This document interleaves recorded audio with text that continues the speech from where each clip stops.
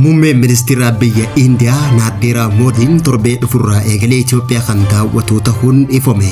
Daawwannaa muummee ministeera Indiyaa kunis tumsa misoomaa fi hirmaannaa Hindiin Afrikaa keessatti qabdu cimsuuf kan kaayyeeffate ta'uun ifame. Filannoon torbaffaa waliigalaa bara kana gaggeeffamaa jiru caamsaa 24 akka lakkoofsa Itoophiyaa bara 2018 kan gaggeeffamtu ta'uu boordiin filannoo biyyaalessaa Itoophiyaa beeksise. Boordiin filannoo Itoophiyaadhaa gamtaa Dimokiraatawaa Tigraay yookaan paartii Samareet kan pirezidaantii bulchiinsa yeroo naannoo Tigraay duraanii kan yeroo ammaan tanaa ministeera dhimma Afrikaa bahaatti gorsaa muummee ministeera Itoophiyaa ta'uun muudame kan obbo Geetaachoo Raddaatiin hoogganamuuf beekamtii seeraa kanneen jiraachuun dhaga'ame.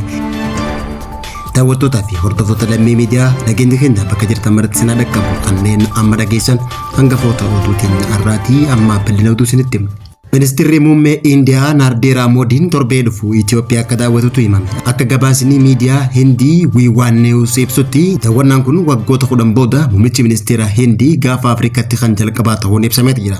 Narendiraa Moodiin daawwannaa guyyoota lamaaf gaafa muddee 7 bara 2018 kan daawwatu ta'uun ibsamee jira. Daawwannaa kana booda gara Joordaanii fi Oomaan kan imalu yoo ta'u, hoogganaan Indiyaa kanaan dura Itoophiyaa daawwate muummee ministeera Itoophiyaa duraanii Mohammed Singaa bara 2010 akka ta'uun ibsame. Ministeerri muummee Indiyaa amma Narendiraa Moodiin daawwannaa isaa tanaan Finfinneetti muummee ministeera Itoophiyaa Dr. Abiy Ahmed waliin marii biyyoota lamaanii kan taasisan ta'uun ibsamee jira. Hooggantoonni biyyoota lameenii dhiyeenya kana yaa'ii G20 Afrikaa kibbaa Johannesburg keessatti taa'ame irratti walgahii dhimmoota adda addaa irratti mari'atanii turuunis ibsame. Kanaan dura walgahii BRICS kan bara 2023 Johannesburg keessatti taa'ame irratti wal arguudhaan walta'iinsa daldalaa, investimentii, ittisa, teknoolojii, odeeffannoo, qonna, guddina diinagdee, dargaggootaa fi waljijjiirraa muuxannoo uummataa cimsuu irratti mari'atanii jiraachuunis ibsame. Ministeerri muummee Itoophiyaa Dr. Abiy Ahmed yaa'ii sadaasaa bara 2023 fi yaa'ii sadaffaa hagayya bara 2024 dabalate Global South Summit Indiyaatti kanaan dura gaggeeffame irratti hirmaatanii jiraachuun ibsame. Kunis walitti dhufeenya siyaasaa biyyoota lameenii guddachaa dhufe kan calaqqisiisu ta'uun gabaasni kun mul'isa. Itoophiyaa fi Indiyaatti miseensummaan BRICS kan babal'ate yoo ta'u, daawwannaa ministeerri muummee Narendiraa Moodii Itoophiyaatti taasisuun foorumii Indiyaa Afrikaa afraffaa yeroo dheeraaf harkifatee ture deebisee ni haaromsaa jaameetii eegama. Itoophiyaan piroojeektii buraalee daandii baaburaa oomisha sukkaraatii fi gita xiqqaa Hindii kennitu Afrikaa keessaa tokko ta'uun ibsame. Sagantaa tumsa teeknikaa fi diinagdee Indiyaatti ogeeyyiin Itoophiyaa fi qondaaltonni mootummaa kumaatamaan lakkaa'aman leenjii kana kan argatan yoo ta'u, kunis walta'iinsa misoomaa kibbaa yeroo dheeraaf biyyoota lamaanii kan calaqqisu ta'uun ibsame. Filannoo waliigalaa torbaffaa kan bara 2018 caamsaa 24 akka gaggeeffamu boordiin filannoo biyyaalessaa Itoophiyaa beeksise. Boordiin sagantaa filannoo waliigalaa torbaffaa ibsa miidiyaaleef guyyaarraa kanneen akka beeksisetti dura teessuun boordii tanaa adde Melaat Warqee Haayiluu ji'oota dabran keessatti hojiin hedduun hojjetamuu isaa hubachiisuudhaan sirni dijitaalaa galmee paartilee akkasumas kaadhimamaa dhuunfaa fi filattootaaf hundeessuu beeksifteetti jirti. Dura teessuun sanadoonni galmee kaadhimamaa fi galmee dorgomtootaaf barbaachisan adda adda ta'uu kan hubachiifte waggaa ta'u, boordiin filannoo biyyaalessaa paartileen sanada galmee isaanii sadaasa 8 hanga muddee 23 bara 2018tti akka dhiyeeffatan carraa kennuu fi dura teessuun tun beeksifte. Galmeen kaadhimamtoota ilaalchisee muddee takka hanga gurraandhala takka bara 2018 kan gaggeeffamu ta'uu ibsite. Waajjira naannichaarraa hojii gaggeessitoota qaacaruun yeroo ammaan tanaa gaggeeffamaa akka jiru beeksifte.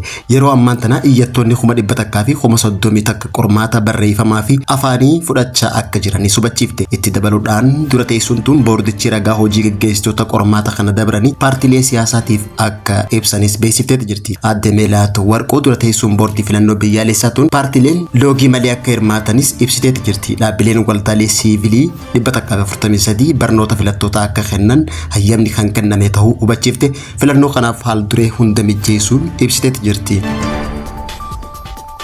Boordiin filannoo biyyaalessaa Itoophiyaa gamtaa Dimokiraatawaa Tigraay Samareet paartii kan pirezidaantii bulchiinsa yeroo naannoo Tigraay duraaniitii fi amma ministeera dhimmoota Afrikaatti gorsaa muummee ministeera Itoophiyaa ta'uun kan muudame obbo Geetaachoo Raddaatiin kan durfamtuuf beekamtii seeraa kanneen jiraachuu beeksise. Paartiin gamtaa Dimokiraatawaa Tigraay Samareet hooggantoota olaanoo TPLF duraaniitiin kan hundeeffame waggaa ta'u, baatii waxabajjii keessa Geetaachoo Raddaa pirezidaantii isaa godhee filachuun yaadatama.